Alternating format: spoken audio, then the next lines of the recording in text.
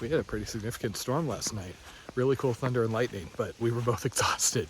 And we'd had wine, so we had trouble staying up and watching much of it. So this is Johnson's campground, and it's actually been pretty good to us as far as it goes. Nice showers, bathrooms, etc. And I even had 3 bars of LTE up here. And it's not too crowded. If this had been busy, I could see having a little bit less of a pleasant time. Fortunately, since we're in a developed campground, we're allowed to make coffee in the tent, which is good because it's kind of nasty out there. That might impact my enjoyment of coffee time. And Taters is just full of dialogue as usual. I mean, you have no idea how many takes this took to get her to let me talk during this. Good morning. She does say things other than that. Taters has been removing the fly in stages to try and drive me out of the tent. So you might wonder why, if I have the super fancy Ultra Pack, which is waterproof, etc., why I'm still bagging the inside. This is because I am a deeply untrusting individual. Or, alternately, trust but verify. If the bag doesn't get wet, we'll see, but every stitch basically puts a hole through the material. Hiking. At least there's no thunderstorms for the moment. Last night was an exciting actually... thunderstorm last night. But yeah, tent was lighting up, whole deal.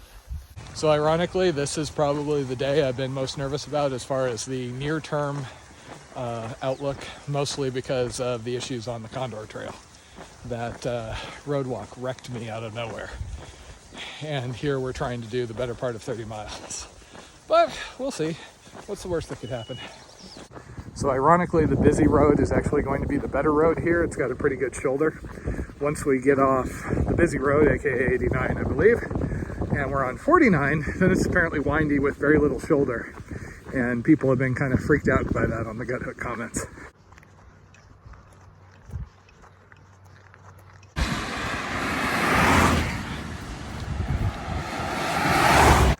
Oh, this looks so dreary.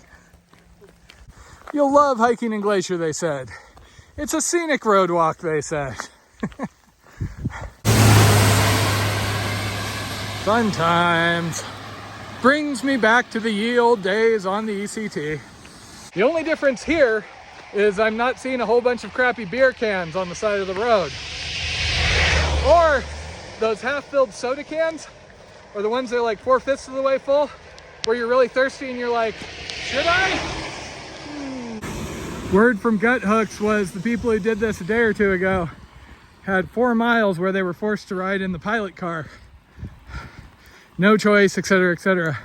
Construction crews didn't want them on the side of the road. My initial reaction was negative, but that does mean we're gonna have high 20s, not low 20s. Thought that was a bear, but no, dead moose. That's sad. This is pretty miserable at the moment. We found a porta potty and used that to swap layers. That way I didn't get my fleece any wetter than it had to be. It's cold, it's still raining, and we're up for about 3 offers for ride seats Glacier. Most people probably don't want soaking wet hikers in their car. Behold the glory. So really the issue here is just our feet are getting beat up. We're probably around 1/3 of the way. And there's still traffic. And it's still raining. I am basically looking for excuses not to take breaks because, you know, cold, wet, etc. But I gotta wait for Taters.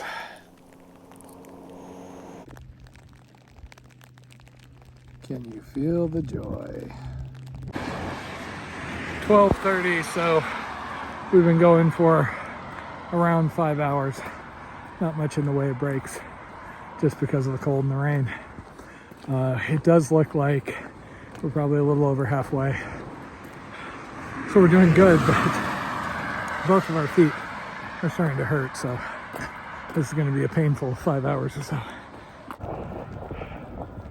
She looks like she's smiling from a distance. I think she's hurting worse than me, actually. So would you believe we had to get a $20-some permit in order to walk this road? It goes through the Blackfoot Reservation, and the NPS guys at Glacier were really insistent. You got to have one just to walk through. Taters got really frustrated at the website because it was basically aimed at hunting and really did not make it easy to get said permit, but we got said permit. Okay, and now it's 7-some hours later, 2-something in the afternoon. Still raining, still cold, still damp, and we're about to turn on 49. Unfortunately, all the beta we got was less than encouraging about this particular road, saying that 89 wasn't that bad, but 49 was kind of sketchy.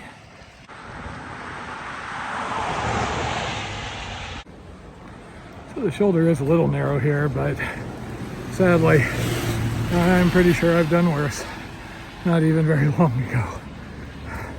Condor Trail felt sketchier than this at the moment. Piece of cake. One more hill, and then a big downhill, and whatever hills I didn't notice in between.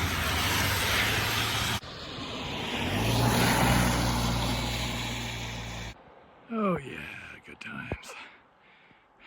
Hey, what do you know, the mountains aren't completely gone.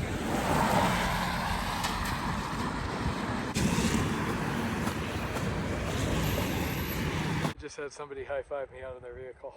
Stuff like that does really boost your spirits when you're doing a long thing like this. As near as I can tell, we're somewhere in the low 20s, and we have maybe 5 miles, maybe a little less, more to the campground. I'm just waiting for tenders.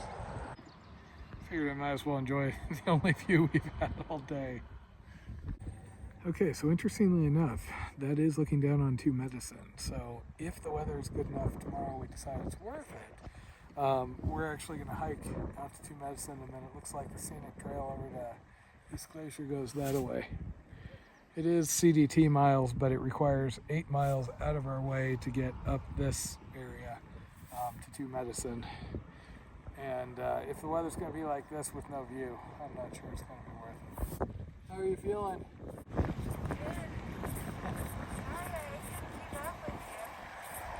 Just the key is walking faster.